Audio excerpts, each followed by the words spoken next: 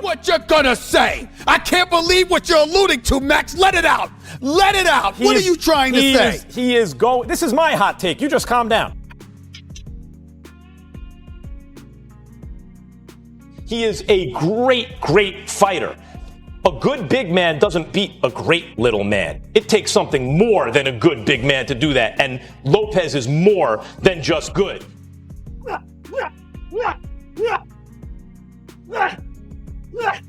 Punches are not made, they are born. And this guy, Lopez, was born to punch. And he's got one other thing going for him, Steven and Max.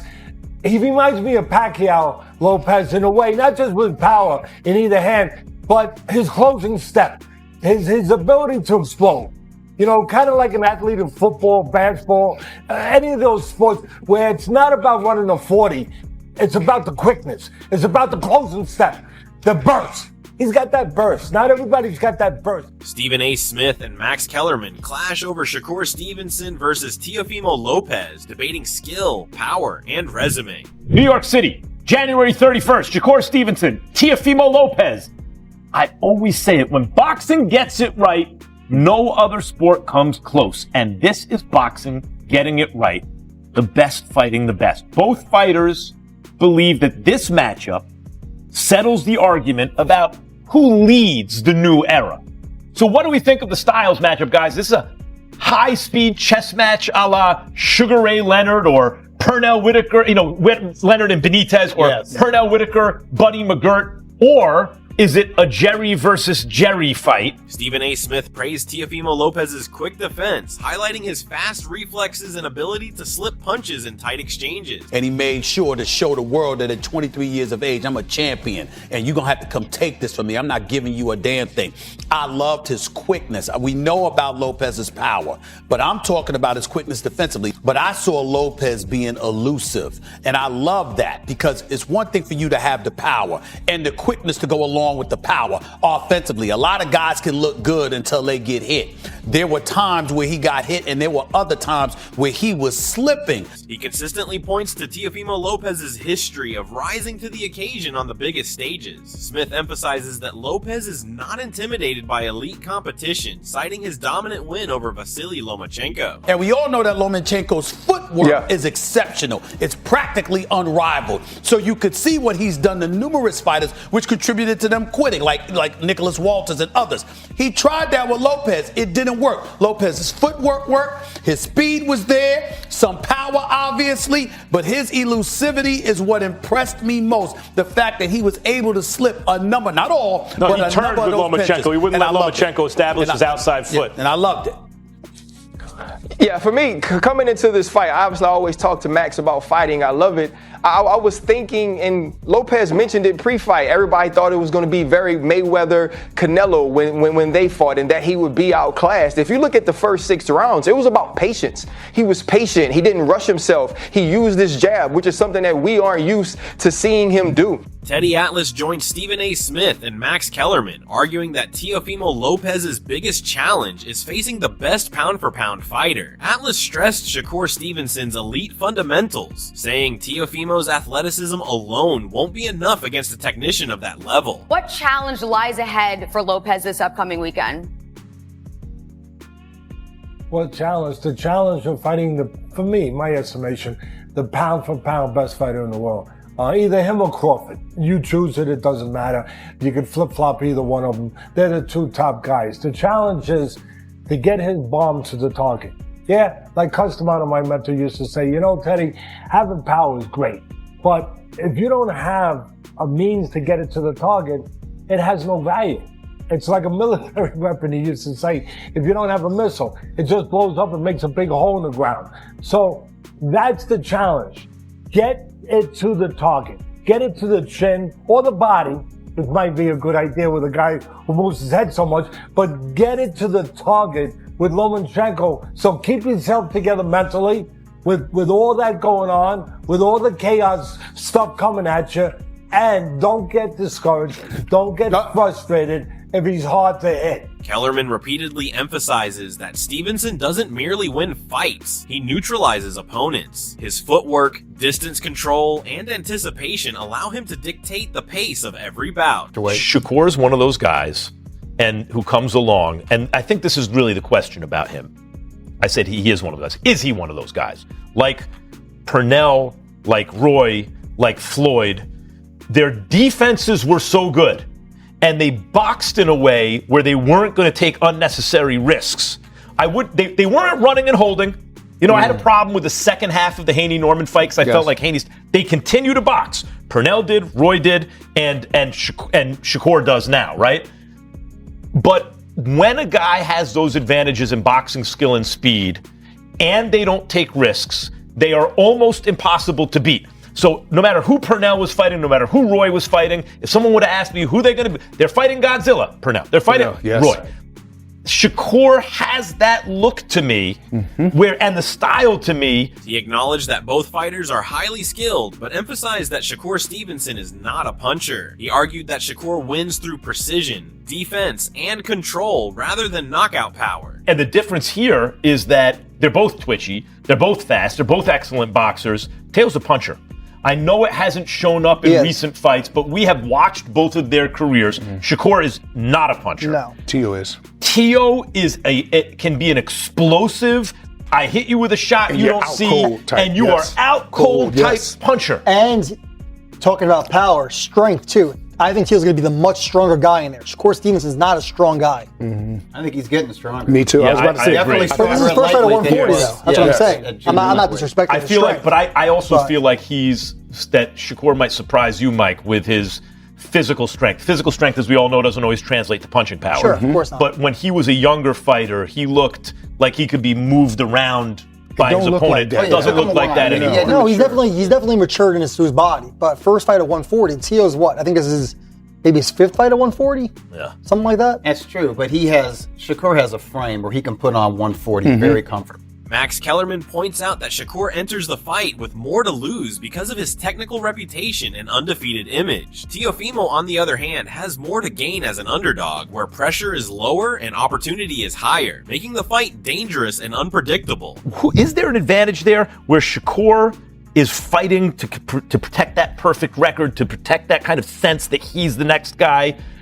On the other hand, Teo is like he can fight with more abandon against Shakur because there's so much for him to gain. And if he loses, he's lost before. He's lost to Kambosos. Stevenson has openly discussed how significant this contest is to him, framing it as a chance to prove he's among the very best pound-for-pound fighters in the sport. You know, people think the fight with Teo is either going to be you delivering a masterclass or a knockout by Teo. Yeah, or you getting into some type of brawl with Teo and end up getting knocked out, right? What are fans getting wrong about the matchup? I think the fans is getting wrong about the matchup is where I'm not sleeping on that I know about Teo. Teo's a good boxer. Mm-hmm. He's boxer first. So we could say, oh, he's just going to knock you out. Or he's just going to... That's not him. He's boxing first. He's going to want to establish distance and range on the outside and try to beat me up on the outside. So I think that's the main thing. And also the biggest thing that everybody don't realize with me, I could punch. Everybody say, oh, he can't punch, and then boom, crack somebody, and then they laying down, or something may happen to where they hurt or something like that. So I think that's two big things. Many experts see Shakur Stevenson versus Teofimo Lopez as a fascinating tactical puzzle where strategy, energy, and timing could decide the outcome. Because I don't think that Shakur is going to come out and try to fight or take the fight to Teo in the first 6 rounds at all. So if he's fighting off the back foot, if Teo can make it so that he's convincingly, or he's convinced at least Shakur that he may have won 4 of the first 6 rounds, you know, if it's 4-2 in Shakur's mind going into the second half of the fight, or if I'm looking at him stealing those first 6 rounds, then it's an interesting fight going into the tail end, because Teo, to me, is a front runner, right? I want to see if he can carry his energy and his explosiveness late in the fight and not wear down. And then when Shakur starts to open up, you know, can you steal some of those championship rounds from him and make it like a close fight? I think if Teo comes out and does what he usually does, which is try to swarm Shakur early and keep Shakur on the defensive early, then he can try to steal a lot of those early rounds. And if he does that, Lopez is often described as a fighter who starts fast and relies on mid-range explosiveness, sharp counters, and bursts of pressure early in fights. If he can't sustain that intensity for all 12 rounds, some analysts wonder whether his output might taper in the later championship rounds, opening the door for Stevenson to turn.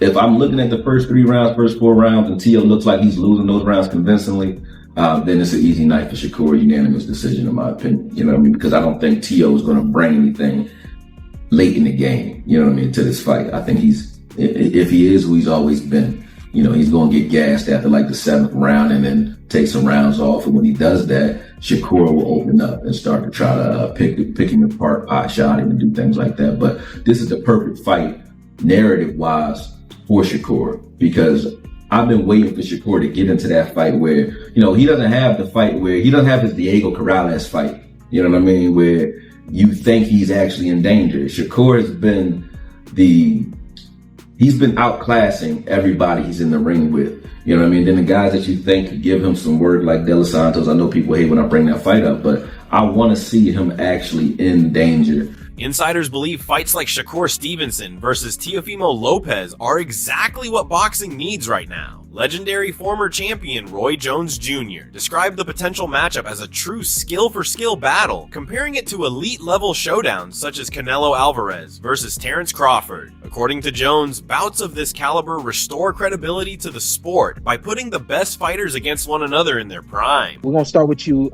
Pierre. Shakur and Teofimo Lopez, Shakur Stevenson getting it on in about 3.5 weeks or something like that. Also on the undercard is Keyshawn Davis, but the main event. Let's jump into the main. Tell me what you're thinking. You got an ultimate skill fighter versus a boxer who's twitchy, and twitchy sometimes beats out skills. Sometimes. That's the side that can really beat a straight up boxer to me. Somebody who's twitchy. Because they don't fight, as normally as most boxers fight. They give angles, body movements, bouncing around like a Lomachenko would done. Even a Crawford does, moves different angles and so forth. That's why they can beat a lot of boxers. Analysts agree, noting that both Stevenson and Lopez bring championship experience, star power, and something to prove. Their contrasting styles, such as Stevenson's elite technical precision, defense, and ring intelligence against Lopez's explosive power, speed, and aggression, create a high-stakes, must-see clash. This type of matchup naturally fuels debate, builds anticipation, and captures casual and hardcore fans alike when prime fighters take real risks against elite opposition. Boxing thrives, delivering the competitive drama and memorable moments that reignite fan passion. But I don't know who's going to show up what day. What's Shakur showing up, or what Tio's going to show up? You get what I'm saying? Shakur gonna always be Shakur.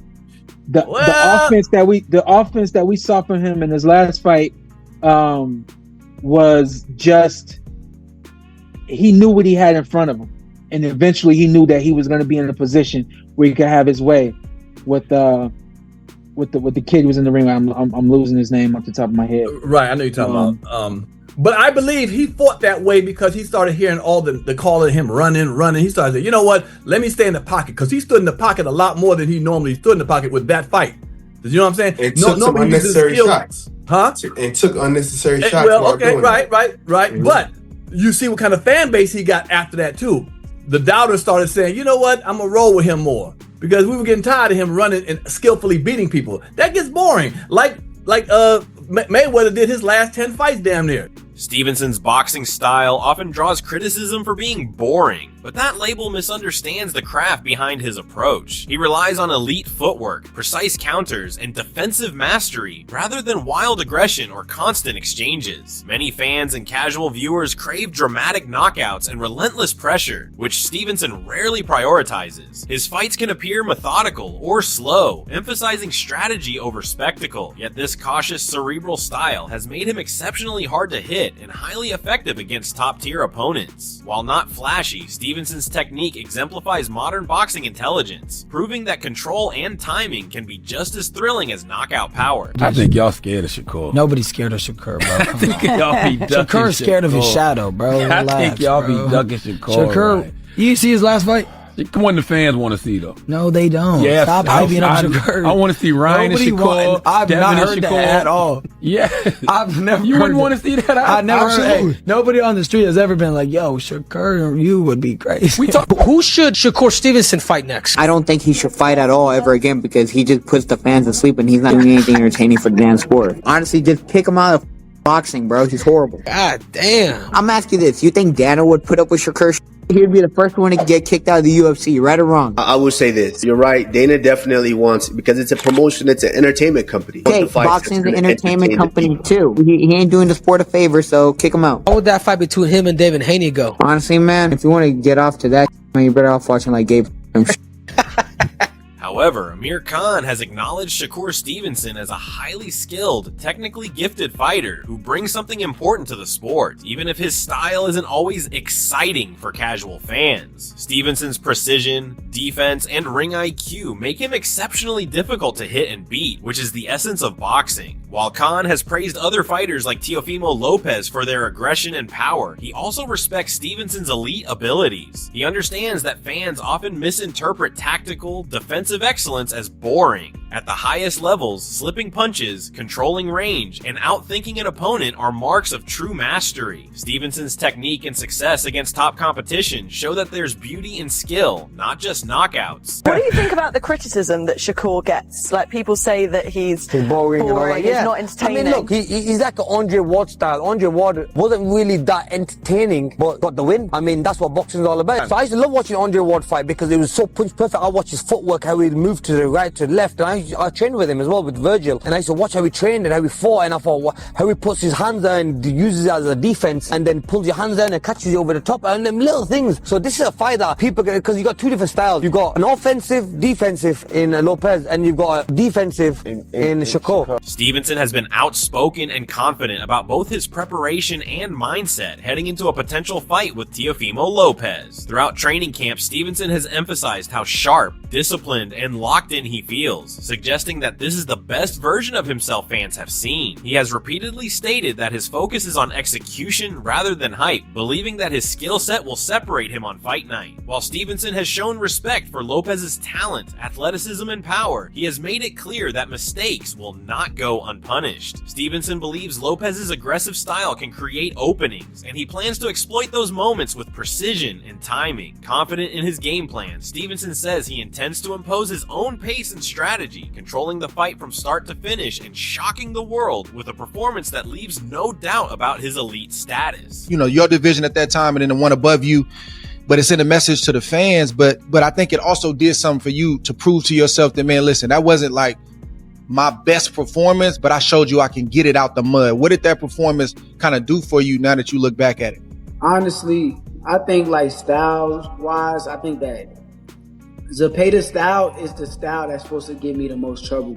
Like, guys that box and give me time to think is the guys that's going to have a fit with me all night. But the guys who press me and put me against some ropes and throw a million punches, that's the style that's supposed to give me trouble. So I went out there and I prevailed against that style, and now I'm fighting against a boxer, which for me, it just makes it more fun. I don't have to deal with a guy trying to like wear me down so much. Right. Meanwhile, Teo is approaching this fight with renewed confidence and a heightened sense of purpose, viewing it as a defining moment in his career. He has made it clear that he feels mentally sharp, physically powerful, and fully aligned with his training and preparation. Rather than being weighed down by expectations, Teo is embracing the spotlight, believing this is exactly the kind of stage he was built for. His mindset reflects maturity and hunger, driven by past experiences that have strengthened his resolve. Lopez sees this bout not as pressure, but as an opportunity to showcase his full arsenal, his speed, strength, ring IQ, and competitive fire, while reminding everyone why he remains one of boxing's most dangerous and gifted fighters. You know, my mind is limitless, so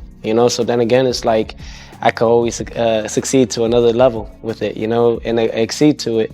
So it's really just trying to just keep it keep it going. You know, keep moving forward throughout the whole time and throughout the whole process, and mainly just have fun with it. You know, you gotta have fun with what you do. You know, I love this. You know, I haven't stopped doing what I've done because of the fact that I enjoy what I do. You know, this has been 20 years in the making, 20 years in this. You know, and I have so much to do and so much to prove within myself. So mentally, I'm prepared. Physically, I'm more than ready. You know, and emotionally, I'm on fire. You know, I'm on fire with it, you know, because all I ever did was try to be great, you know, and it's no longer trying. I am great. And it's all about just continuing and holding that. So it's all about just staying humble throughout the process, keeping myself level-headed, and really just enjoying each day that we get because tomorrow's never promised. Ultimately, a victory over Teofimo Lopez would be a defining moment in Shakur Stevenson's career. Beyond adding another world title to his resume, it would elevate his credibility and strengthen his leverage in negotiations for a long-awaited showdown with Gervonta Tank Davis. Many fans and insiders believe that defeating a proven star like Lopez is the final statement Stevenson needs to firmly establish himself as the division's top contender, making a clash with Davis not just desirable, but unavoidable.